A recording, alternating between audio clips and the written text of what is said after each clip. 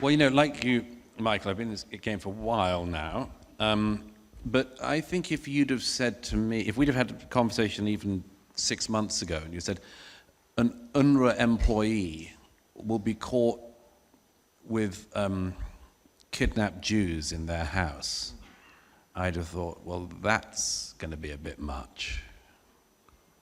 For UNRWA employees to be involved in the massacre. The one good thing of the last couple of days is that finally there has been that effect that we've talked about before, but that of more than just America noticing there's something rotten in this. Because occasionally America notices there's something rotten in these international institutions. Israel knows there is and suffers on the front line from this. But America occasionally will wake up to this. But others, European countries, Norway, these sort of countries just keep funding them anyway because there's a sort of, well, you've got to give your money to someone to do good in the world or feel you're doing good. And UNRWA is obviously the worst of them, but there are a lot of these UN institutions.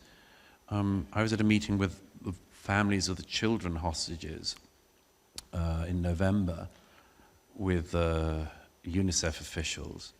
And, somebody said to one of the UNICEF officials, UNICEF has one job, to look after the welfare of children.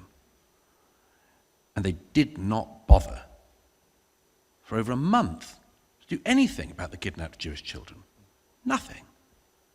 As it turned out, the day that the deputy head of UNICEF came to Jerusalem for that meeting, the head of UNICEF was in Cairo a couple of days earlier where she had a car crash. Not a very serious one, but she used this as an excuse not to come to Jerusalem. And it turned out during the meeting that she was actually in Gaza. And she was not there to look for the missing Jewish children. So there is a profound rot and sickness at the heart of a number of these institutions. And it's a deep problem because people in this country know it, and my goodness, do we know it from the UNRWA case. But can we make the rest of the world understand? That's going to be a great challenge.